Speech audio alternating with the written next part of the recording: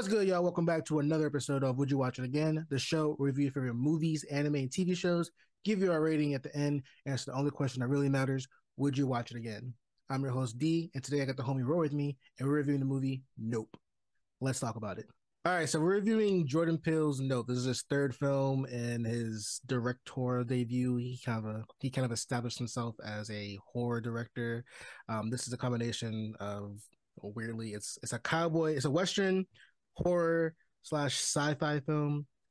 Don't really Yeah, fucking match together. I had thriller in there somewhere too, because Add thriller. yeah, because like once we get to begin with, like just the story in general, like you said, it's a cowboy family. I want to say just California.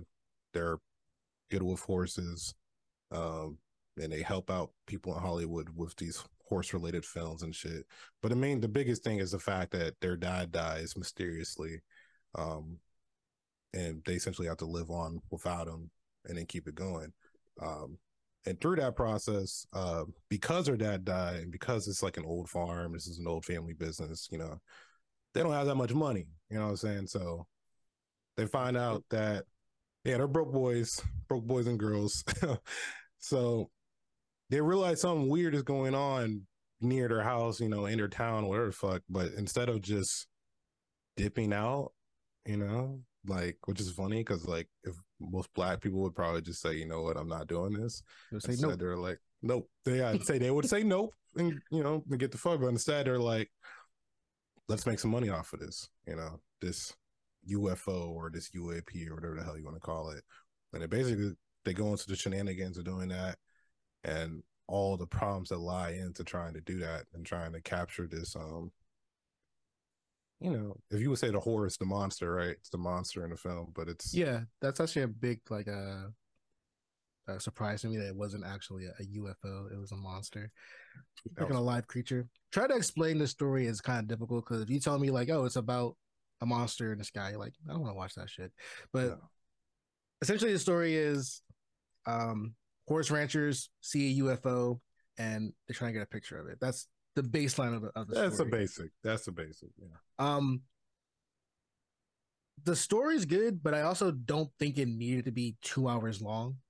Like I think maybe an hour 20, you would have got the gist of the entire movie. I think he kind of laid in too much for like the artsy thing. Like the first thing you see in the movie is like a monkey beating the absolute shit out of a woman, and like the monkey's covered in blood, and the monkey like went wild like a TV show.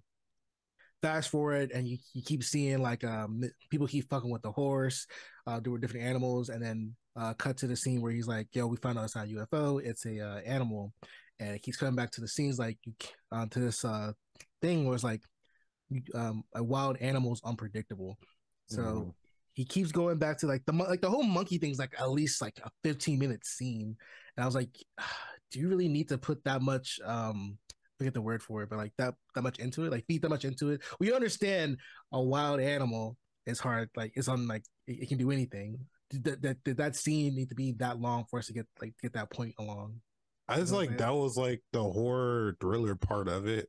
But yeah, I mean, I was gonna disagree with you and say no. I like the fact that it's like 2 hours, but yeah, I mean, you could cut out like the Stephen Yeun parts, cut out the Barbie parts, cut out, you know what I mean? Yeah, she didn't do anything. She didn't do anything. In the movie, she's in the fucking credits, but she doesn't do anything. So they're like, bro. I'm like, anyways, like, yeah, you could have cut off some of that part and made it more palatable, but instead we got trim some fat off, Yeah, but I mean, there's a lot of fat.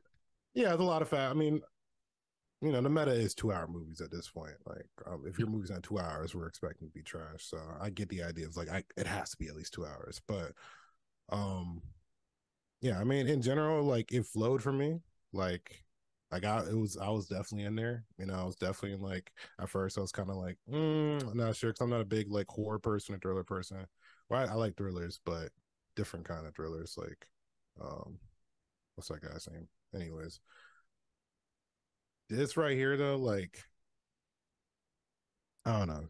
Jordan Peele's good at what he does, man. Like, he's good at like not showing you what it is like making you come up with theories. Like you instantly start coming up with theories as soon as his dad dies. You're sitting there like, all right, what I'm the looking hell? at like, yo, why was it a quarter? Why was it a quarter? Why was Mm-hmm. it a key that stabbed a horse? Why this? Why that?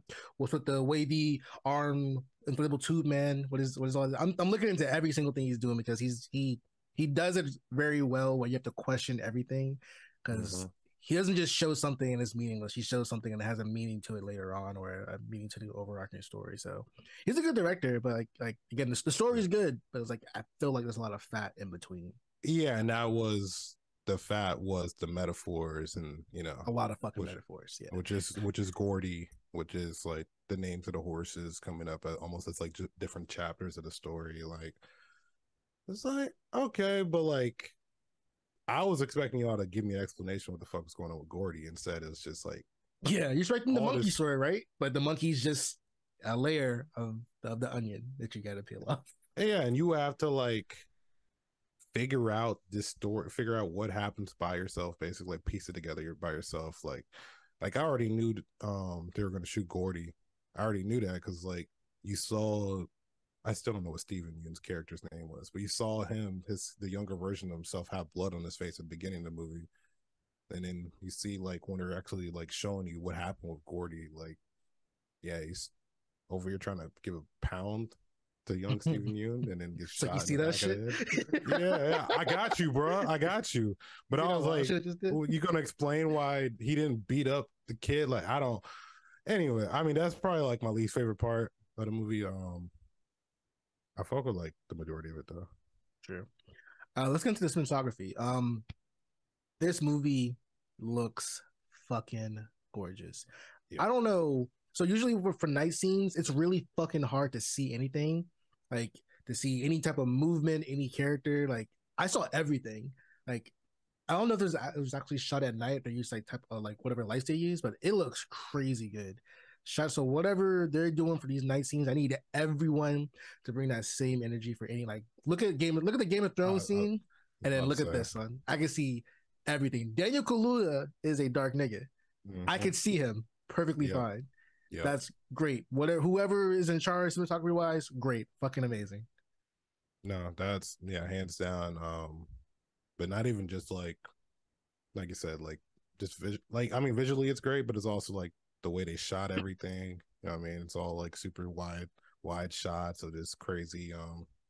Like think about the scene where Stephen Yeun pulls up to the ranch and he's talking to them, Like like screaming from the other side. from like a mile away. Like just the way they did that, like they didn't zoom in on him or anything. He was just like a little dot, and you could just hear him talking.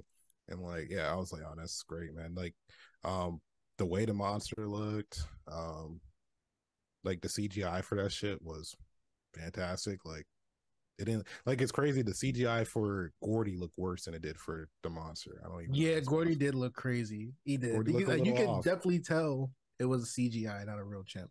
Yeah, it was like little like some Planet of the Apes type shit where it's like, oh, okay, I can tell that's kind of a person behind an animal. But anyways, like the blood splattering on top of the house, like music choices, outfits, the outfits were fire. Like the fact that Daniel Kaluuya threw on the fucking Scorpion King like vintage hoodie, like it said 2001 on it because he was on. I'm like, all right, like it did everything.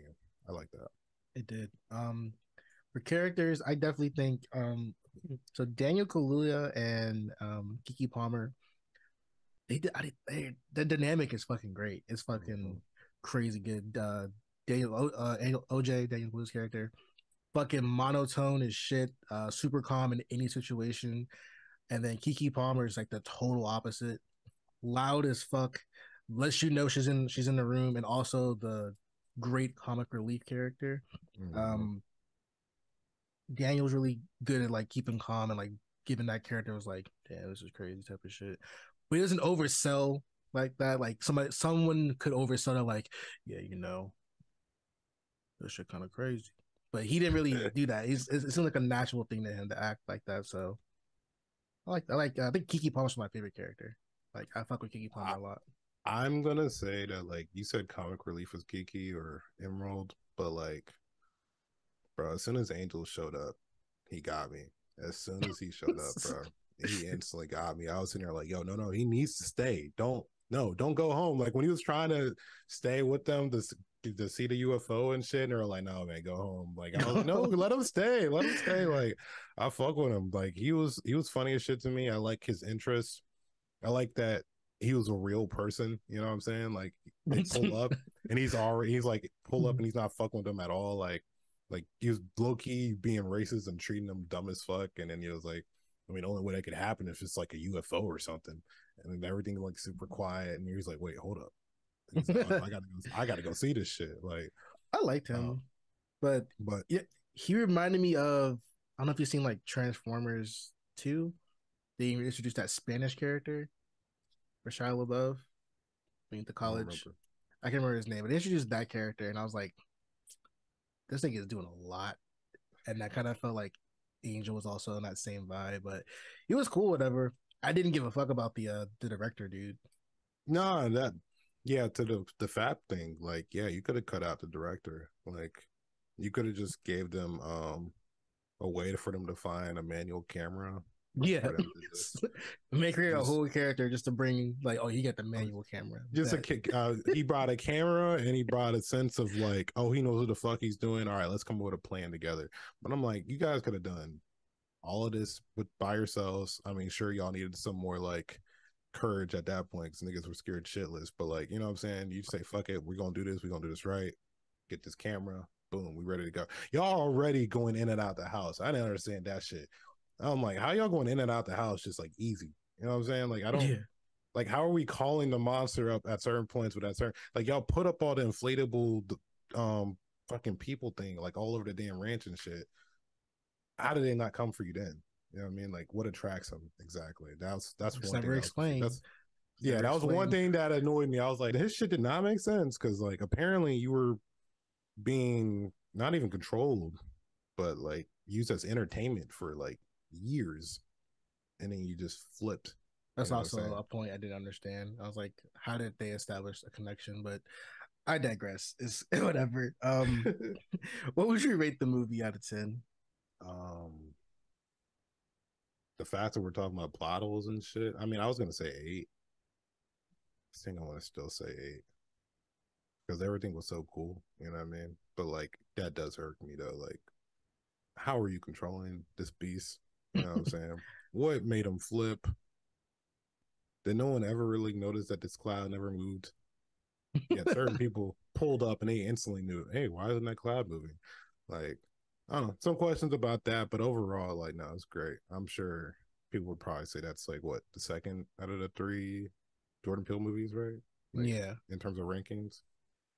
Yeah. Um, I think I would give it the 7 just because like it's literally long for no reason. And I did look at my phone for a while and be like, damn, shit's still not over yet. Yeah. So I think the 7 is a fair spot. Not It's not making it bad, but I'm thinking like it's just trim some stuff down. I think it would be good.